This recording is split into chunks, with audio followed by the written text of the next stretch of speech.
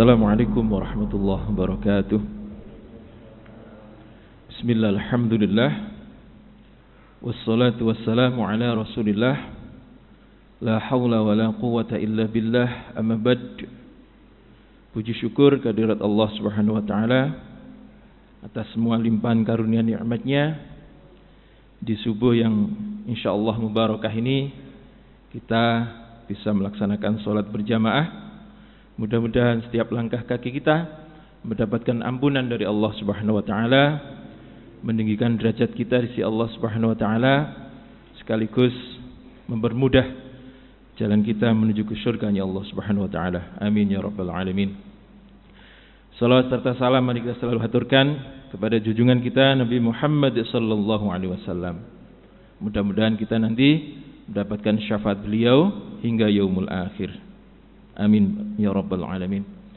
Para jamaah rahimakumullah, setiap kita baca Fatihah itu ada kata-kata yang terakhir ghairil maghdubi alaihim waladhdallin, yang artinya adalah selain orang-orang yang dibenci dan orang-orang yang sesat.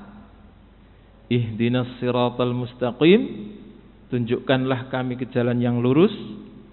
Siratal ladzina an'amta 'alaihim, jalan orang-orang yang engkau beri nikmat. Ghairil maghdubi, bukan jalan orang-orang yang engkau murkai.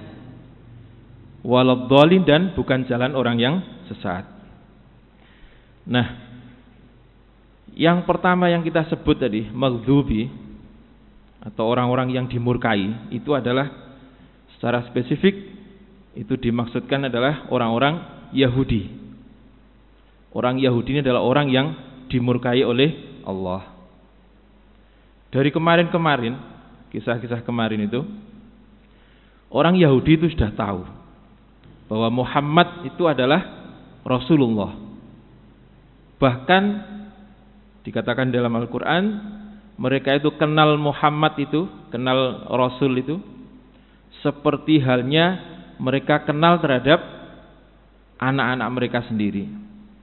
Ya'rifunahum kama ya'rifuna abna'ahum, kata Al-Quran.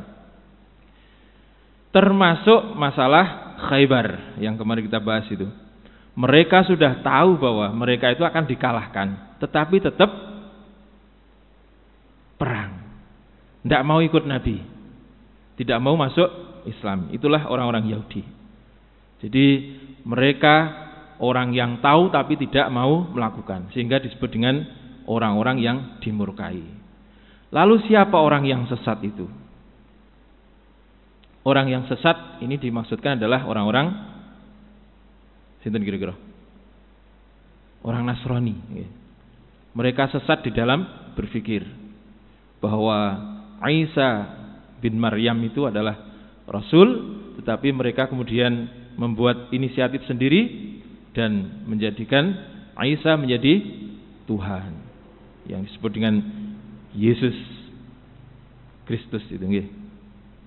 Nah, para jamaah rahimahullah, kemarin kita sudah sampai pada pengepungan benteng yang kedua, yaitu Sa'ab bin Mu'adz. Pengepungan ini dipimpin oleh seorang sahabat yang namanya Al-Hubbab bin Al-Munzir. Seorang sahabat yang terkenal dengan strategi perangnya. Di perang Badar itu yang mengusulkan untuk menguras sumur. Jadi di Badar itu ada 4 sumur, memanjang gitu, zigzag. Sumur yang 2 dikuras, sumur yang ketiga dikuras tapi enggak dihabiskan, sementara sumur yang keempat digunakan untuk pertahanan kaum muslimin. Sehingga ketika orang-orang Quraisy datang itu mau ngambil air, sumur yang pertama enggak ada, sumur kedua enggak ada air, sumur ketiga ada air tapi sedikit. Ini jadi rebutan, perselisihan antara orang-orang Quraisy sendiri. Sementara sumur yang keempat dijadikan pertahanan untuk persediaan air. Inilah Al-Hubbab bin Al-Munzir. Nah, kemarin sudah kita bahas strategi yang digunakan adalah pura-pura tidak berdaya. Ini yang strategi yang dipakai. Sebab mereka dari atas benteng santai-santai saja, tidak mau keluar. Sehingga kemudian mereka pura-pura, kaum muslimin pura-pura tidak berdaya. Sehingga mereka kemudian menyerang. Nah, para jamaah rahimakumullah, keadaan yang sepertinya mereka tidak berdaya itu kemudian terlihat oleh orang-orang Yahudi, dan mereka akhirnya sepakat untuk keluar benteng untuk menyerang pasukan muslimin. Padahal ini adalah pura-pura. Namun di luar dugaan mereka, ternyata pasukan muslimin dalam kondisi siaga perang. Maka perlawanan sengit pun diberikan kepada orang-orang kaum muslimin, sehingga terjadi perang yang luar biasa sengitnya. Nah, melihat lawannya ternyata siap, bukan seperti yang mereka bayangkan, ketokane tidak berdaya, ternyata siap, maka orang Yahudi ini menjadi ciut nyalinya. Sementara pasukan muslimin yang sudah mengantisipasi, pasti mereka akan masuk ke benteng lagi. Mereka sudah lari di depan benteng untuk menghalangi mereka jika orang-orang Yahudi ini masuk ke benteng. Akhirnya mereka kemudian lari menuju ke benteng berikutnya. Dengan demikian benteng yang kedua, yaitu benteng Sa'ab bin Mu'ad, itu kemudian bisa dikuasai oleh kaum muslimin. Akhirnya kaum muslimin masuk ke benteng, dan di sana terdapat banyak sekali makanan, minuman juga, binatang ternak juga banyak. Jadi kalau benteng pertama tidak ada makanan sama sekali, benteng yang kedua makanannya banyak. Posisi dalam keadaan lapar. Sehingga ini adalah obat bagi kelaparan mereka. Nah, para jamaah rahimakumullah, di dalam benteng yang kedua ini juga itu ditemukan sebuah alat, dua jenis alat yang kaum muslimin dan Nabi pun belum pernah melihat dua alat tersebut. Maka ditanyalah orang Yahudi yang berhasil ditawan itu, apa ini? Yang satu namanya manjanik. Pernah lihat film perang zaman dulu, Pak? Pernah. Kalau untuk menghancurkan benteng itu pakai napa niku? Ketepil besar itu ya. Diisi batu besar terus dilempar. Nah, ketepil besar itu disebut dengan manjanik. Atau bisa pula diisi dengan bahan peledak. Jadi kalau sudah sampai kemudian meledak. Itu namanya manjanik. Yang satu namanya dababah. Dababah ini semacam tank gitu ya. Yang depannya itu dilapisi dengan kulit beberapa lapis tebal. Kemudian bawahnya itu nanti ada tangga yang bisa dipasang gitu ya. Tangga sambung. Kemudian alat ini nanti kalau digunakan perang didorong pelan-pelan menuju ke benteng. Setelah itu, setelah dekat dengan benteng, maka tangga yang berada di balik kulit tadi kemudian disambung digunakan untuk memanjat benteng. Itu namanya dababah. Jadi ada dua alat yang namanya manjanik dan dababah. Nah, para jamaah rahimakumullah, dua alat ini atau dua jenis alat ini sebenarnya digunakan persiapan untuk menyerang Madinah. Tetapi kedahuluan diserang. Jadi kalau misalnya terlambat beberapa bulan gitu, maka mereka kemudian menyerang Madinah dan hancurlah Madinah. Tetapi dengan izin Allah, mereka didahului untuk diserang oleh kaum muslimin. Peperangan belum selesai. Mereka masih lari ke benteng yang ketiga, yaitu Qal'atus Zubair. Nah, di benteng ketiga ini unik. Mereka seperti orang, kalau sekarang isoman. Kenapa isoman, Pak? Isolasi mandiri. Pintu bentengnya ditutup, mereka tenang saja, nggak ada gerakan apa-apa, ngelawan juga tidak, tenang saja. Kalau di atas cuma ya lihat-lihat bawah gitu. Kira-kira begitu. Nah, ini kemudian membingungkan para sahabat. Ini perang model apa kok ngene iki? Kok kita aneh tenang-tenang saja. Tenang. Paling dibuka sebentar, ada yang masuk, tenang lagi. Enggak ada serangan sama sekali. Kalau yang pertama, kedua tadi serang pakai anak panah. Yang ketiga ini tenang saja. Nah, hal ini terjadi sampai 3 hari.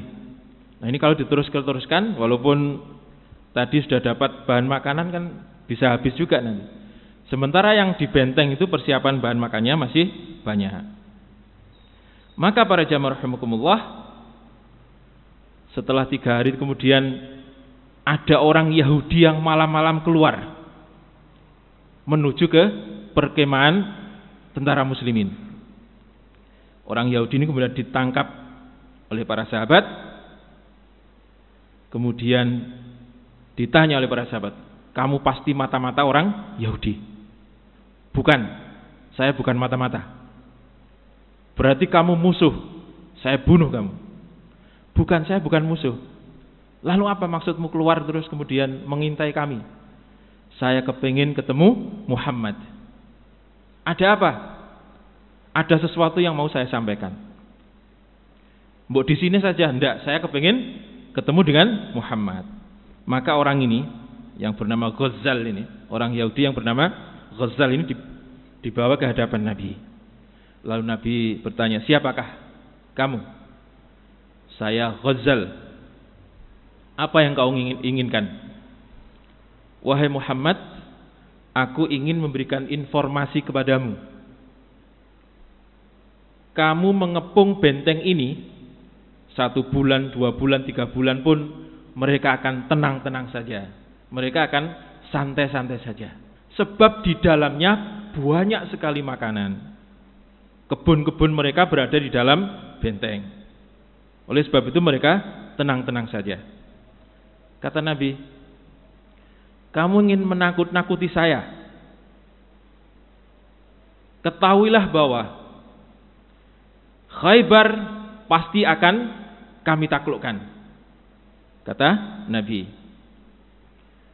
Nah, kata Ghazal ini, kalau itu saya sudah tahu bahwa Khaybar ini akan ditaklukkan oleh kaum muslimin. Seperti orang-orang Yahudi yang kemarin-kemarin bahwa memang Khaybar ini nanti akan ditaklukkan oleh kaum muslimin. Mereka sudah tahu semuanya.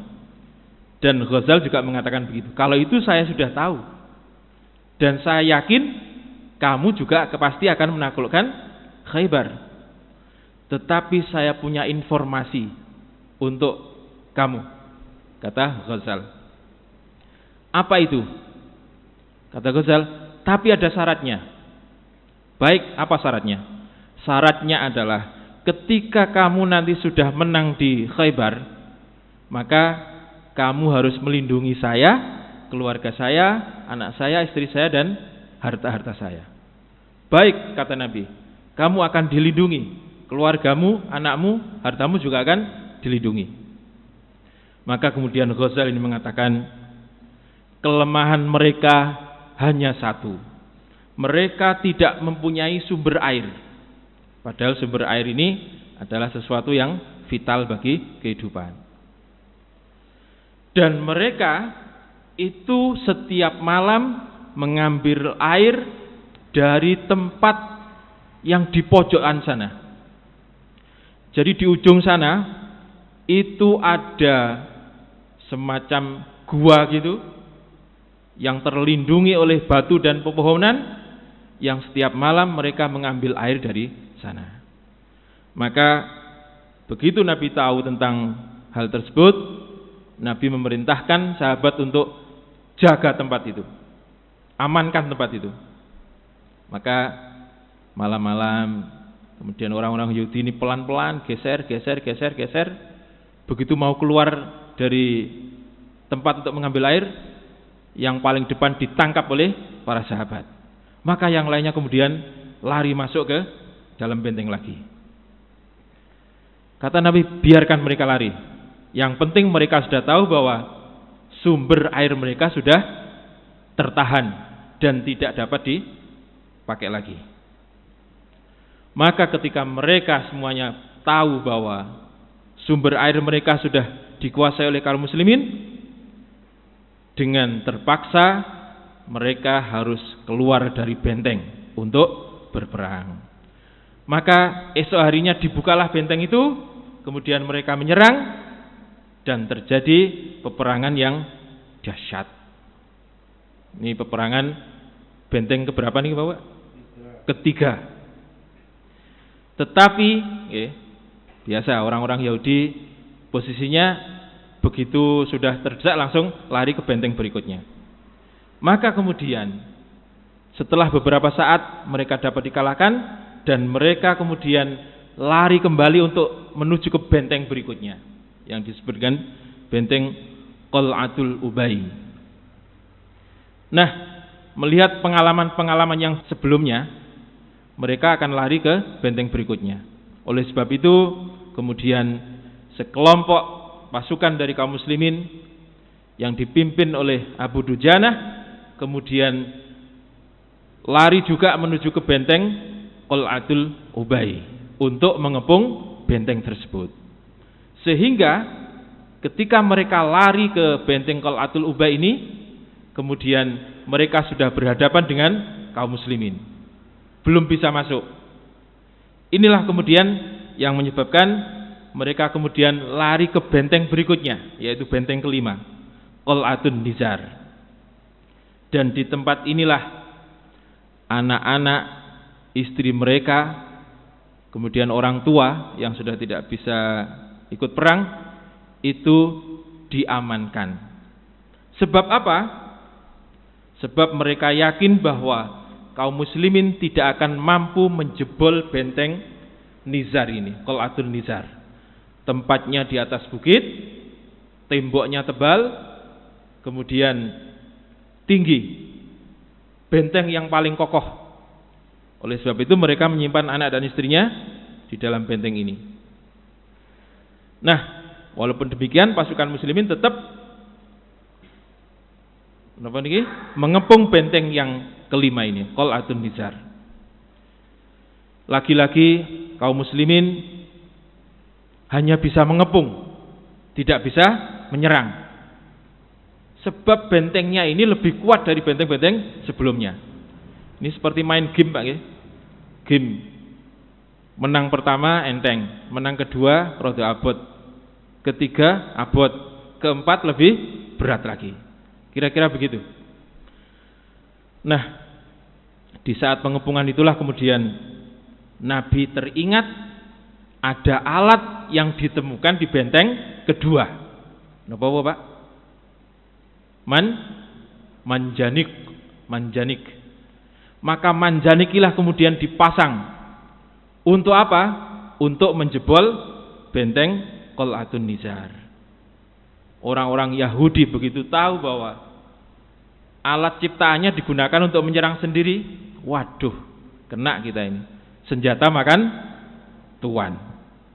Siapa yang buat Pak? Orang Yahudi. Yang diserang dengan alat tersebut orang Yahudi. Maka inilah yang disebut dengan senjata makan tuan.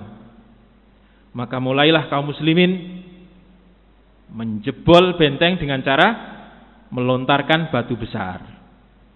Sehingga dari jebolan itu, benteng yang jebol itu kaum muslimin bisa masuk untuk menyerang ke dalam benteng. Lalu bagaimana akhir daripada pertahanan orang-orang Yahudi ini akan kita bahas pada pertemuan yang akan datang. Demikian, kurang lebihnya mohon maaf. Mudah-mudahan manfaat. Wassalamualaikum warahmatullahi wabarakatuh.